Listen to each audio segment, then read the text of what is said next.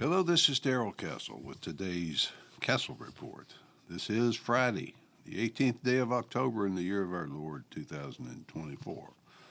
I will be talking about a new Department of Defense directive, number 5240-01, which allows the U.S. military to use lethal force against American citizens when assisting police authorities in domestic disturbances. The directive changes the relationship between the American people and their military. And coming this close to the election might indicate civil disturbances, otherwise known as a coup, are expected in case of a Trump win. Yes, it seems that politicians on the Democrat side of the political spectrum, apparently unable to articulate any position on any issue that might be of vital importance to the electorate or the American people in general, are unleashing their inner demons to fuel the fantasies of a few prominent people on the left. The DoD directive allowing the use of lethal force by the U.S. military inside the U.S. is particularly frightening to me for many reasons. It seems to be a clear violation of the Posse Comitatus Act and the intent of that act, which prohibits use of military in a law enforcement capacity. Posse Comitatus, originally passed in 1878, limited the power of the federal government in a law enforcement capacity. It was originally intended to get the military out of law enforcement in the South post-Civil War. It has been expanded, reinforced many times, the last time being the Defense Authorization Act in 2022. The act has some gray areas for politicians to wriggle through, such as the fact that it doesn't apply to the various state guards or even to the Coast Guard, which has law enforcement responsibility offshore. Generally speaking, though, I'm on alert when the federal government starts to push into the gray areas like this latest directive does. In my opening paragraph, I mentioned that it changes the historic relationship between the American people and their military, and it weakens to the point of non-existence the concept of posse comitatus. Why now? Why just before a very hotly contested election? Why the specific permission for lethal force? I have a copy of the directive here on my desk, and it's about 22 pages of the usual bureaucratic gobbledygook, but it does lay out some of the circumstances under which the military could be called on to use its lethal force against the American people. This specific authorization pushes the boundaries between domestic law enforcement and the military and should set off alarms that soon we may see armed soldiers on our streets as a form of intimidation and suppression of civil rights. Am I overreacting to this directive? Perhaps I am, but we will see. And I hope that seeing comes before it's too late. Opposition to COVID measures set up by the CDC, but enforced locally, could come under this directive. Potentially, people exercising their First Amendment rights would seem to me to be most at risk of this lethal force. Could a federal mandate to get vaccinated, to wear a mask, or to stay in your home be enforced by the U.S. military, or is that just too far-fetched to believe? I think it could happen, and I'm not the only one. Why have this directive if there is absolutely no reason to use it? Free speech could be chilled under the guise of protecting national security. COVID protesters have already been defined as domestic terrorists by some agencies. So expanding that would be the natural thing to do. I'm just fearful that this directive, along with several of the things I've talked about recently, points toward us being herded into a box canyon with no escape and only one point of view ever to be expressed. Far-fetched, maybe, but I don't think so. That's why every breach of civil rights, every constitutional violation by the government cannot be allowed to stand and become normal practice. Fourth Amendment concerns are also raised by this directive. Why do we need such close cooperation between local law enforcement and the U.S. military to the point that it is hard to tell the difference? The intelligence sharing between the two under emergency conditions raises privacy and unlawful surveillance and search questions. Again, I ask why this directive, why now? Americans have a right to due process of law under protection by the U.S. Constitution, and this directive causes concerns about how due process could be guaranteed before some lethal force or other life-altering act is taken. This causes me to wonder once again why so close to this particular election could something ominous be in the works. No media seem interested in this story, certainly not on a national scale, so everything about it causes me to wonder and doubt whether something ominous is headed our way. I remind myself of all the various violations of U.S. law, even international law, by the people in power, such as lawfare attacks, other perversions of the Department of Justice, and the call for the overthrow of the United States by calling for an end to the First Amendment.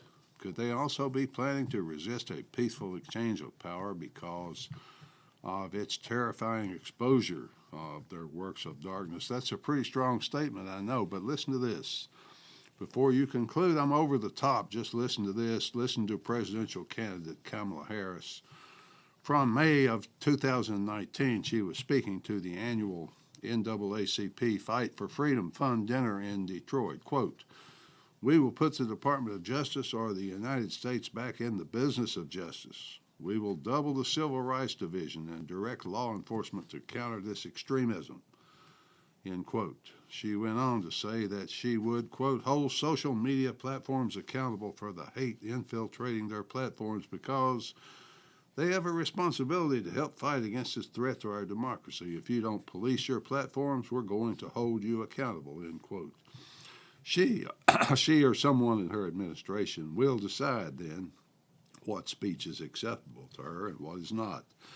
Enforcement means most likely both civil and criminal sanctions for what used to be called free speech. All we hear from her on the campaign trail now is joy and uncontrolled laughter, but this 2019 speech, I submit, is the real Kamala. In other countries such as Great Britain and France, people are already being arrested and prosecuted for their speech. I believe it is the global wave of the future. Many politicians I talked about last week have said publicly that the First Amendment is a hindrance to their desire to enforce only one point of view while punishing what they call hate speech and disinformation. In recent years, particularly after 9/11, the Department of Justice has shifted its focus from going after foreign terrorists to a concentration on what they call domestic terrorism. I quote now from page 13 of the Directive regarding lethal force, thanks to Leo Hohmann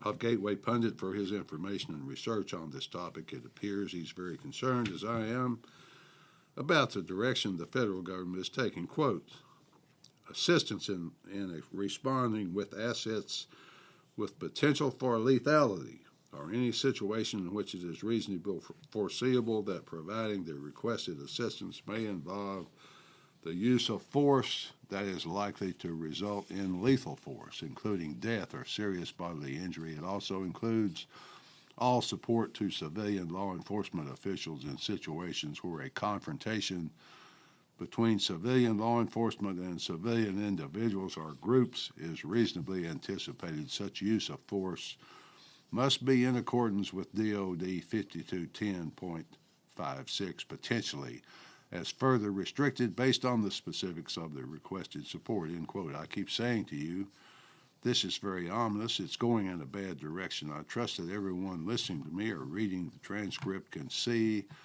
and visualize where they will most likely be in a short time unless something is done to reverse this one party, one view, one voice only is permitted. For many years, the federal government has been colluding with and intimidating social media platforms to censor speech that differed from its propaganda. Mark Zuckerberg, CEO of Facebook, admitted in a letter to Congress that he agreed to accommodate the federal censors and censor information about the vaccines and about Hunter Biden's laptop, essentially to avoid the appearance of violating the First Amendment. The federal government has outsourced its censorship to social media platforms and then said to us, well, what can we do? That's a private company. Most of their domestic terrorists turned out to be patriotic, usually Christian Americans. The exceptions usually fit into some group of unwitting, unarmed until the FBI arms them, suckers for the FBI's false flag operation. Word of warning to all Americans. The federal government has not started rounding up truth tellers and putting them in jail yet, as other countries in the West have, but that is because England and France do not have a First Amendment. So if the Democrats just got rid of that pesky thing, they will be clear to instigate one-party rule. So what is really the goal of all this that we can expect to see coming our way? Let me quote Theo Holman for his answer to that question. Quote, the goal is to require a biometric digital ID for all Internet users at the ISP level. That means you won't be able to log on to the Internet without submitting your digital ID credentials, which will include your record as an obedient serf who only says what's approved by the government, or a troublemaker who thinks independently and critically, always questioning official narratives, sometimes exposing them as lies. Everything you've ever posted online will be judged and scored for its level of obedience. No more anonymous commenting on articles, no more posting of articles that challenge the government narratives. All this will be monitored and ferreted out by AI, end quote. The attitude among members of the press and others on the left is very scary right now regarding the intrusion of the federal government into our lives. Several prominent Democrats, including Michael Moore, are advising President Biden to take drastic dictatorial powers in the last 3 months of his administration because they say he can get away with it. That seems to be the limit on federal politicians right now. Can I get away with it, or will somebody stop me? The authority he is being advised to exercise doesn't exist. So, in effect, they're advising him to gut the Constitution and become a monarch. That is how close we are right now to disaster, and that's why I'm concerned. These people, such as Keith Olbermann and Michael Moore, say they are advising Biden to take action to save democracy. It's easy to see how ludicrous that is. The president, to accept their advice, would have to violate the Constitution, refuse the directives of the courts, pursue his own list of desires without acknowledging any restraints, all in the name of democracy. The line between tyranny and democracy is a fine one. Can be quickly blurred and lost, it seems. They want the president to assume the powers of an elected dictator. The Democrats, of course, returning to the advice of Saul Alinsky, accuse Donald Trump of what they are trying to do.